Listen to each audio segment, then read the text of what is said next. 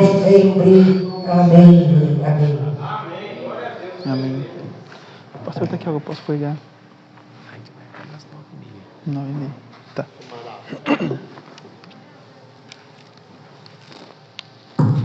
Glória a Deus. Gente, Pai do Senhor Jesus. Amém. Deus seja louvado. Quero agradecer a Jesus por mais uma oportunidade de estar pregando a palavra dele. Quero agradecer ao pastor pela confiança. Obrigado mesmo. Deus abençoe. O pastor Eduardo me mandou mensagem ontem e perguntou se a gente não poderia estar vindo aqui. E eu falei para ele que seria uma honra. Deus seja louvado. Você que trouxe a sua Bíblia, abra comigo em Lucas, capítulo de número 10. Glória a Deus. Lucas, capítulo 10, versículo de número 25.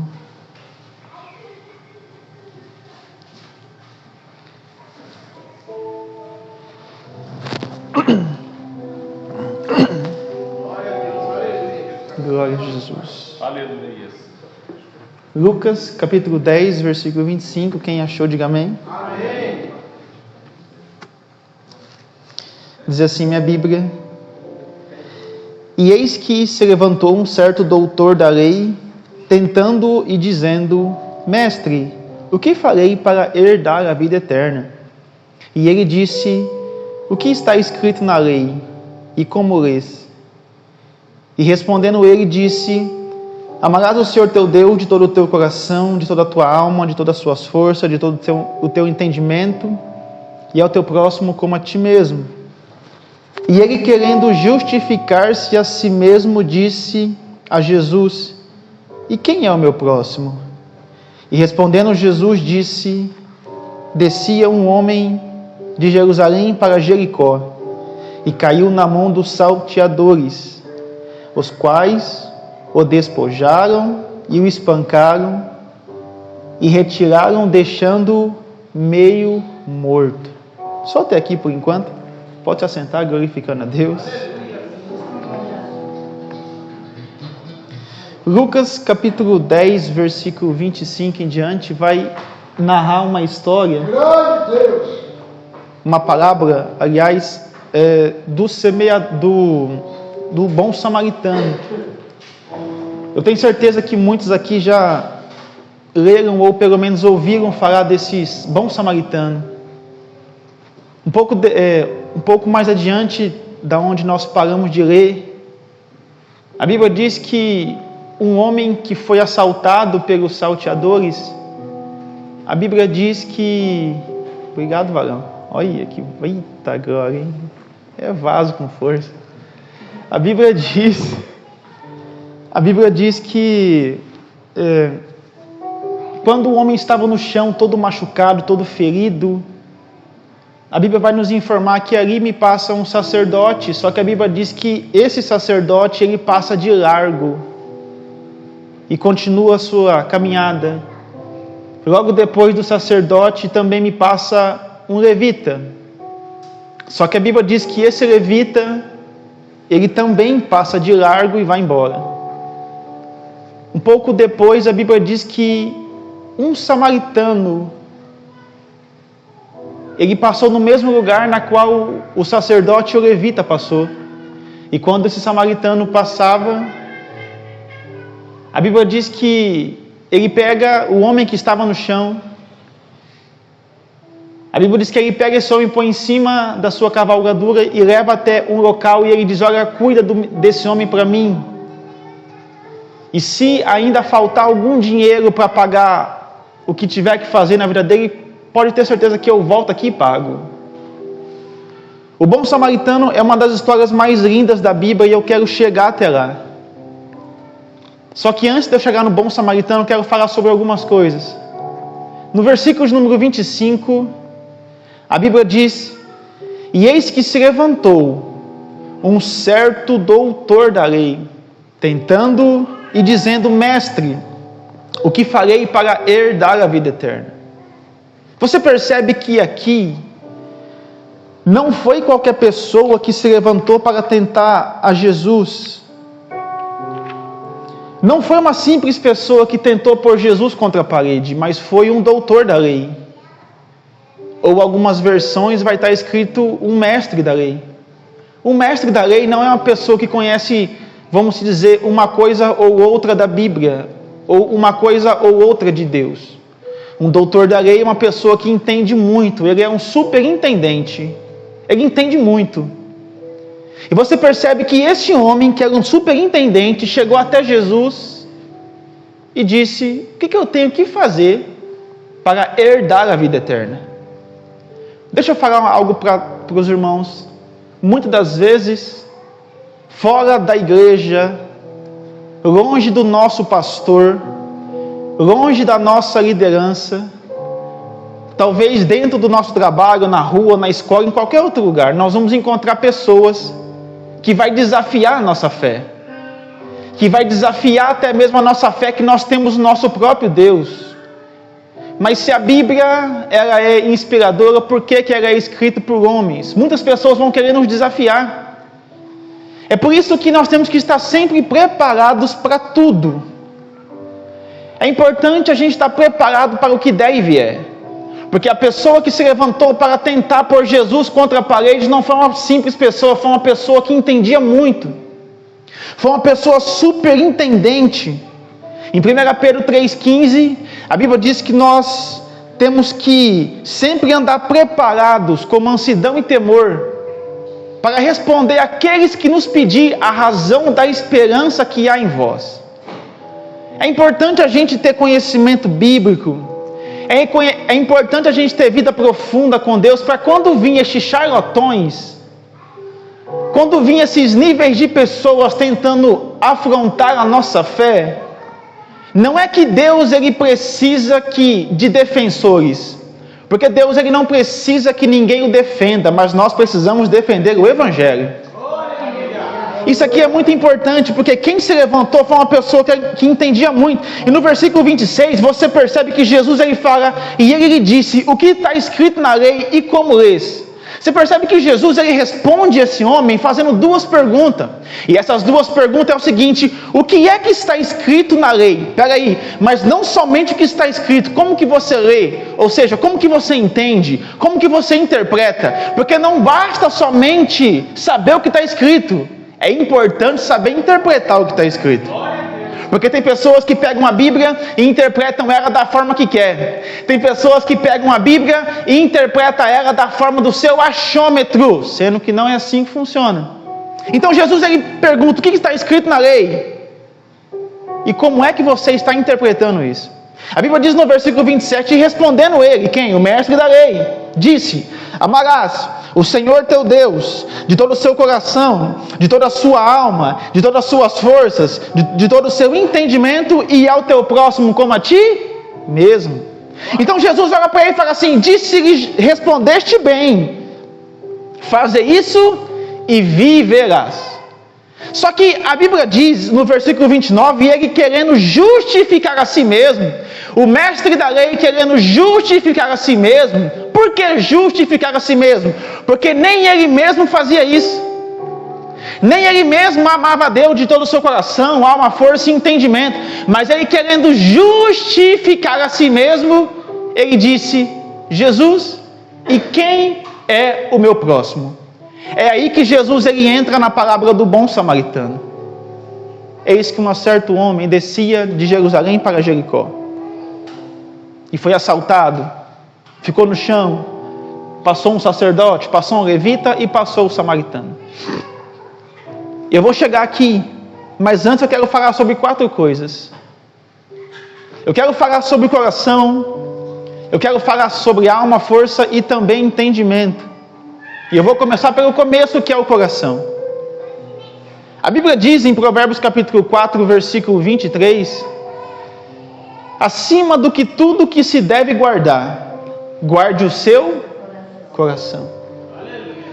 Só que as Bíblias NVI, Nova Versão Internacional, a Bíblia vai estar escrita assim, acima do que tudo que se deve guardar, guarde o seu pensamento. Porque dele procede a saída da vida. Por que uma Bíblia está dizendo coração e a outra está dizendo pensamento? A Bíblia se contradiz? Não. É porque o coração e o pensamento são duas coisas que estão ligadas. Lembra quando Jesus ele diz, a boca fala do que o coração está cheio? Porque primeiro você pensa, desce para o coração e aí você fala. Porque pensamentos geram palavras, palavras geram ações, e as nossas ações, elas nos constroem ou nos destroem. É por isso que nós temos que tomar cuidado com aquilo que a gente pensa, porque geralmente você vai falar aquilo que você tem na sua mente. E a Bíblia vai dizer, acima de que tudo que se deve guardar, guarda o seu coração, ou guarde os seus pensamentos. Por quê? Porque se o inimigo ele controlar a sua mente, com certeza, ele vai controlar todas as áreas da sua vida. Se o inimigo conseguir controlar o seu coração, com certeza ele vai controlar todas as áreas da sua vida. É por isso que é importante a gente pensar como Jesus pensou e também andar como Jesus andou. Eu sempre digo uma coisa, eu não gosto de contar historinha, mas eu vou contar. Eu sempre digo uma coisa, aconteceu isso na vida real. Um homem, ele foi condenado à cadeira elétrica e ele estava preso.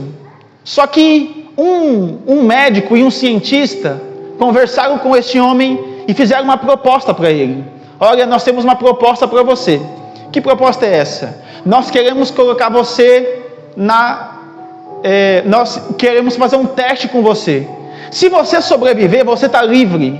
Se você não sobreviver, você vai morrer de qualquer jeito. Porque você foi condenado à cadeira elétrica. Só que esse homem concordou e assinou a papelada que tinha que assinar. O médico e o cientista pegaram esse homem, deitaram ele numa cama, amarraram os seus 2 pés, os seus 2 braços e também o seu pescoço, ao ponto dele não conseguir se mover. Só que sem ele perceber, silenciosamente alguém colocou um balde debaixo da cama. E ainda debaixo da cama tinha uma torneira que esse homem não havia visto. Só que os médicos foram até esse homem e fizeram um corte no pulso dele. Mas foi um corte mínimo. Sabe quando você corta o braço, mas não sangra, só fica o vergão vermelho? Foi isso que aconteceu. Não saiu sangue nenhum. Só que por ele estar totalmente preso, desde o pescoço, pé e braço, ele não conseguiu ver o corte que foi feito. Não saiu sangue nenhum. Só que, sem ele perceber, alguém foi lá na torneira que estava debaixo da cama e ligou a torneira, e começou a cair algumas gotas. Só que na cabeça desse homem, quando ele ouviu esse barulho, ele pensou, eu estou perdendo sangue com um corte que eles fizeram no meu braço. 15 minutos depois o médico volta e pergunta, você está bem? Ele disse, estou indo bem. Só que sem ele perceber, o médico fecha um pouco a torneira. Só que aí o barulho já não estava mais fazendo, agora está fazendo assim.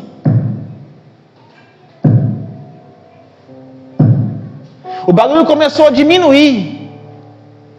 E ele pensou, o meu sangue está acabando. O corte que ele fez de mim, o meu sangue está se esgotando. Esse homem começou a gritar por socorro, esse homem começou a gritar por ajuda, só que ninguém foi ajudar aquele homem, e a mente dele foi trabalhando nele, na qual ele estava pensando, olha, o meu sangue está acabando e eu vou morrer de alguma forma, ao ponto dele ter um infarto em cima da mesa, sem perder uma gota de sangue. E aí eu pergunto, o que matou esse homem? Foi o sangue? Foi o corte? Ou foi a mente dele? Porque se o inimigo colocar na nossa mente algumas coisas, com certeza ele vai arrebentar com a gente. Com certeza ele vai destruir a nossa vida. Porque se o inimigo controlar a sua mente, ele vai controlar todas as áreas da sua vida. Ele vai te controlar na área física, na área emocional, na sua área espiritual. Se você deixar o inimigo entrar dentro da sua cabeça e controlar você, ele vai acabar com a sua vida. É por isso que nós temos que blindar a nossa mente em Cristo Jesus. É por isso que nós temos que ter a nossa mente firmada na palavra de Deus. É por isso que nós temos que ter a nossa mente firmada na Bíblia, em Jesus Cristo, que é o nosso Senhor e Salvador. Tem uma música mundana daquela banda Legião Urbana que o Renato Russo, ele canta uma música, e em cima dessa música ele canta, será a sua imaginação? Será que nada vai acontecer? Será que tudo isso daqui é em vão? E será que vamos conseguir vencer? Se algumas pessoas que estão com a sua mente enraizadas em Satanás e não em Jesus, talvez se elas ouvirem essa música, ou músicas parecidas como essa, ou palavras parecidas como essa, talvez a sua mente já não está bem, talvez o seu pensamento já não está legal, e aí vem uma música que nem essa. Será a sua imaginação? E ele fala, eu sei que é só imaginação mesmo. Será que nada vai acontecer? Tem certeza que nada vai acontecer na minha vida? Será que tudo isso aqui é em vão? Olha, tudo está acontecendo, mas é como se não servisse de nada. E será que vamos conseguir vencer? E a pessoa pensa, eu estou até trabalhando, eu estou até fazendo, eu estou até congregando, mas talvez eu não vou conseguir vencer na vida. Porque muitas das vezes as pessoas, quando elas estão tristes, amarguradas e com a sua mente destruída, elas têm mais a tendência de dar valor para palavras negativas do que para palavras positivas. Tem um pastor que ele respondeu o Renato Russo em um dos livros dele, e ele disse, será a sua imaginação? O Salmo 126 diz que não é imaginação nem sonho o que Deus faz na vida daqueles que Ele traz de volta de Sião. Será que nada vai acontecer? Mateus 25:40 diz que algo grande vai acontecer, o céu vai se abrir e o Filho do Homem vai voltar. Será que tudo isso daqui é em vão? 1 Coríntios 15:58 diz que nosso trabalho não é em vão no Senhor. E será que vamos conseguir vencer? Em Romanos 8:37-38 diz que em todas as coisas nós somos muito mais que vencedores por aquele que nos amou. É importante a gente ter uma vida com Deus, mas com a nossa mente guiada pelo Espírito Santo, porque geralmente quando a gente está com a nossa cabeça destruída, geralmente quando a gente está com a nossa mente destruída, a gente dá mais valor para as coisas mundanas do que para as coisas de Deus. As pessoas falam assim, você não presta, e você acha que você não presta mesmo, você não é de nada, e você acha que você não é de nada, e geralmente a gente fica com a nossa mente destruída quando as coisas ruins acontecem, principalmente término de relacionamento. Quando isso geralmente acontece na nossa vida, geralmente a nossa mente fica toda arrebentada, ao ponto da gente não prestar mais atenção no que o Espírito Santo quer falar para nós dentro ou fora da igreja. E geralmente nós paramos de ouvir louvor para ouvir músicas mundanas. E geralmente essas músicas mundanas só vai atrapalhar a nossa vida. Quando as pessoas estão com a sua mente fraca, quando Satanás ele entra na mente das pessoas e ele controla a mente desse povo, ele arrebenta tanto a vida do povo, ao ponto dele fazer esse povo parar de ouvir louvor, parar de glorificar a Deus através dos louvores, e faz eles ouvirem músicas mundanas, música que glorifica a Satanás e não música que glorifica a Deus. A pessoa está toda arrebentada e ela está ouvindo late coração, cachorro, sabe, umas músicas meio esquisitas, ao invés de quando elas estão na luta, quando elas estão na prova, quando elas estão na frente da batalha com algum demônio, alguma coisa, elas têm que se levantar e falar assim, estou na prova, estou, mas Deus ainda continua sendo Deus. Eu estou na luta, lógico que eu estou, mas Deus ainda continua sendo Deus. Eu estou na batalha, estou, mas Deus ainda continua sendo Deus, porque Deus vai na frente, abrindo o caminho, quebrando a corrente, tirando os espíritos. É isso que nós temos que ter dentro de nós. Canta música cristocêntrica que vai te levantar na presença de Deus e que vai colocar a sua mente, uma mente firmada na rocha. Então, se o inimigo controlar a nossa mente, com certeza ele vai controlar todas as áreas da nossa vida. E a Bíblia ainda continua dizendo, e respondeu e disse, amarás o Senhor teu Deus de todo o seu coração, de toda a sua alma. Isso aqui é muito importante. Por que alma? Porque existem pessoas que elas estão doentes de alma, sabia? E isso acaba sendo um problema no reino evangélico. Por quê? Foi provado esses tempos atrás, cientificamente, que o câncer, ele é uma doença, eu não digo que isso sempre acontece, mas muitas das vezes, algumas pessoas têm câncer pela falta de liberar perdão, e a falta de liberar perdão é doença na alma.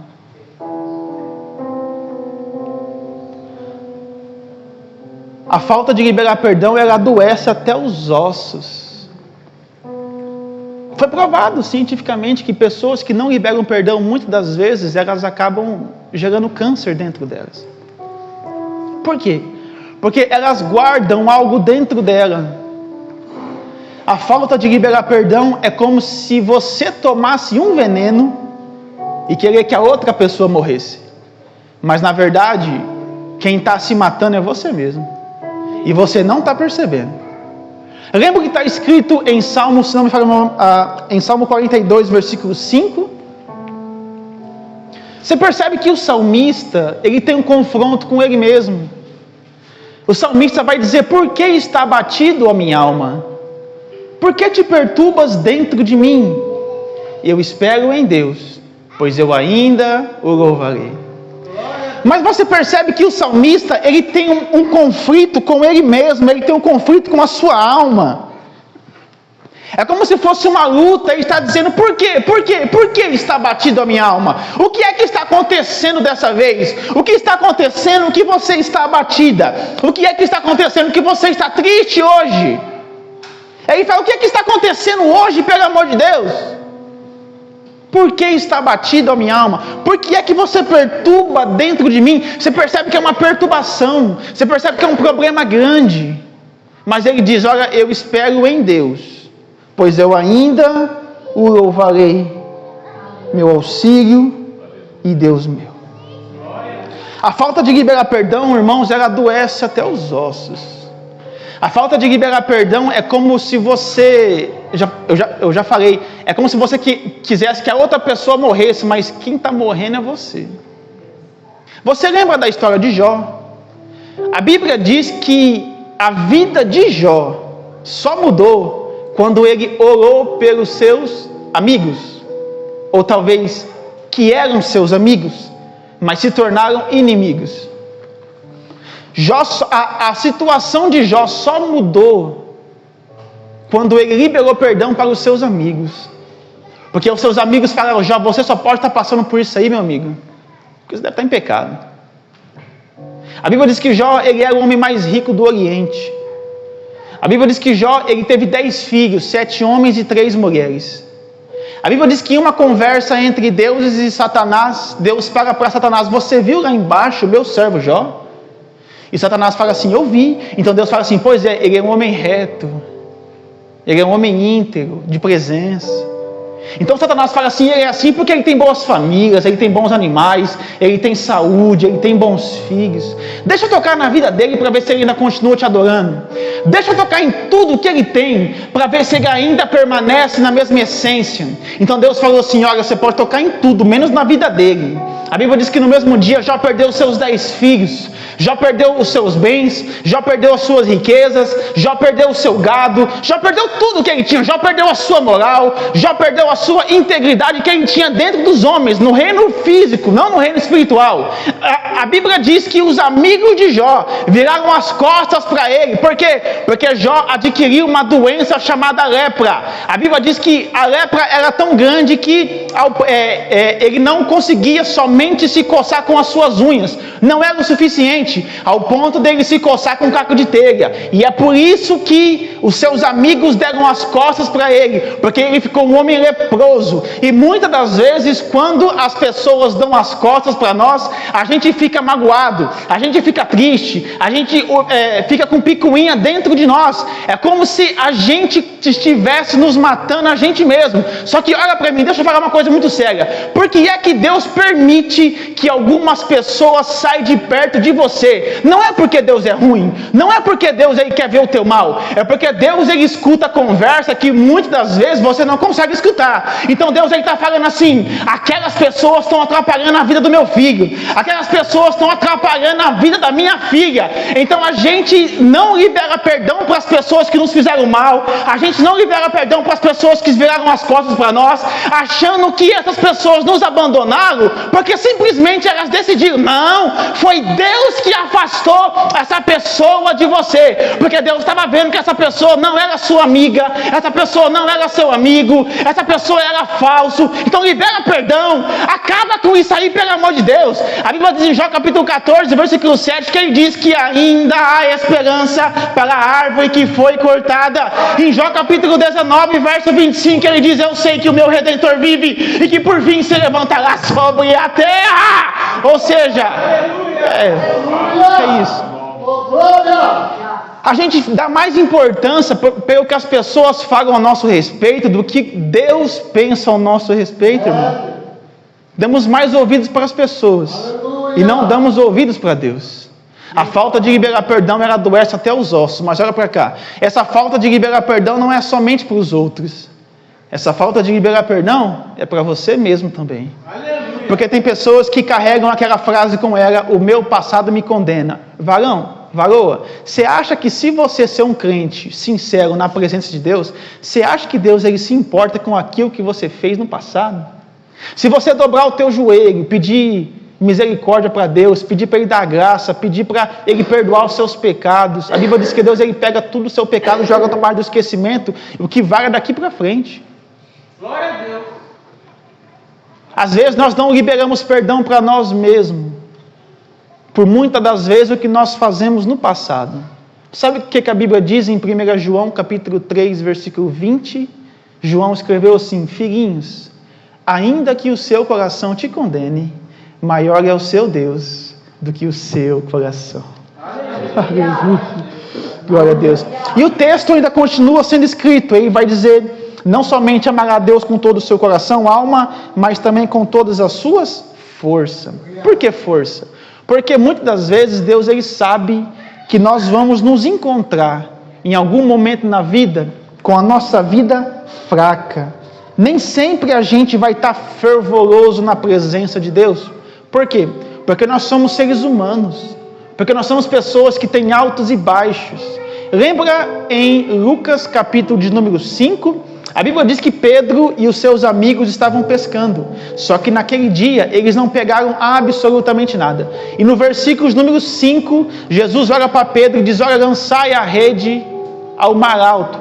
A Bíblia diz que lançai a rede à direita do barco. A Bíblia diz que Pedro vira para Jesus e fala assim: olha, segundo a sua palavra, eu lançarei a rede. Só que Pedro e os seus amigos atravessaram a madrugada pescando, tentando pegar. Só que Pedro, ele era um pescador profissional. E todo mundo que sabe que um pescador profissional, ele sabe exatamente aonde o peixe vai estar. Um pescador profissional pela onda, pelo vento, por sei lá o que, ele sabe exatamente aonde vai ter peixe e aonde não vai estar. Só que quando Pedro estava trabalhando com a força do seu braço, deu tudo errado. Então chega Jesus e fala assim: olha, faz do meu jeito que vai dar certo. Você tentou a madrugada inteira com a sua força, você tentou a madrugada inteira do seu jeito, mas se você fazer do meu jeito, as coisas vão dar certo. O nosso problema muitas das vezes é que a gente quer fazer as coisas do jeito nosso e não das coisas do jeito de Deus. É por isso que as coisas dão errado,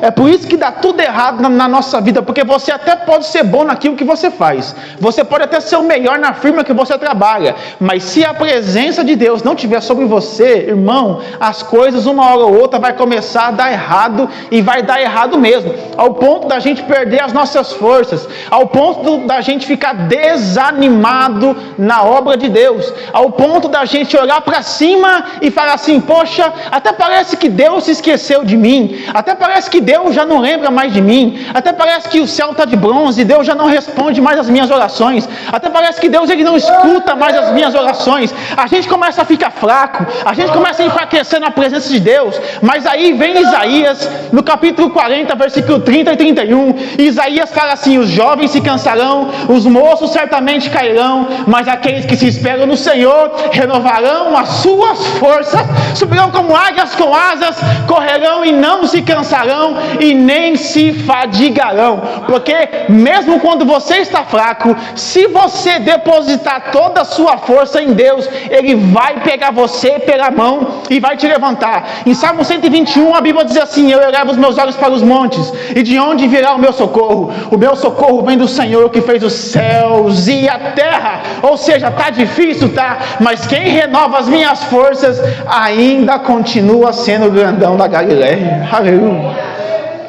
Só que aí preciso correr, gente. A Bíblia diz que não somente amar a Deus com toda a sua coração, alma, força, entendimento, mas coração, alma, força e também entendimento. Por que entendimento? Isso aqui é muito importante.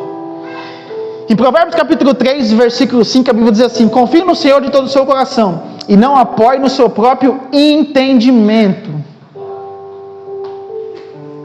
Por que o escritor de Provérbios, que é Salomão, ele escreveu: confie no Senhor de todo o seu coração e não apoie no seu próprio entendimento?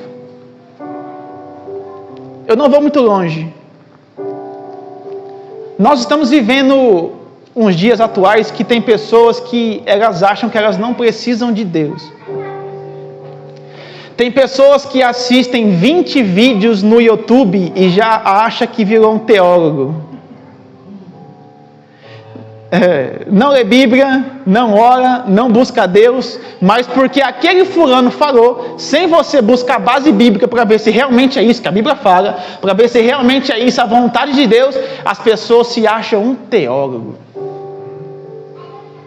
Então aqui o escritor de Provérbios está dizendo, olha, não apoie no seu próprio entendimento, confia no Senhor de todo o seu coração, ou seja, confia no Senhor todos os seus pensamentos, tudo aquilo que você tem. Isso aqui é muito importante porque as pessoas elas estão vivendo uma vida que elas acreditam que elas não precisam de Deus. Você lembra o que está escrito em Gênesis capítulo 6? A Bíblia diz que Deus ele encontrou um homem justo na terra cujo seu nome era Noé. E Noé pregou o evangelho para aquele povo. Noé pregou o arrependimento para aquele povo, mas aquele povo não se arrependeu. E nós estamos fazendo a mesma coisa hoje em dia, estamos anunciando o Evangelho, estamos pregando a palavra de Deus para as pessoas do mundo, e as pessoas estão fazendo a mesma coisa que o povo de Noé fez, não estão dando ouvidos para a palavra de Deus. As pessoas não estão dando ouvidos para o que Deus realmente quer nas nossas vidas. Por quê? Porque elas se acham superintendentes. Talvez porque elas se acham superiores demais. Em Romanos 12, verso 2, a Bíblia diz que nós temos que ter uma transformação da nossa mente. É importante nós renovarmos a nossa mente. É importante a gente ter uma transformação da nossa mente para o Evangelho.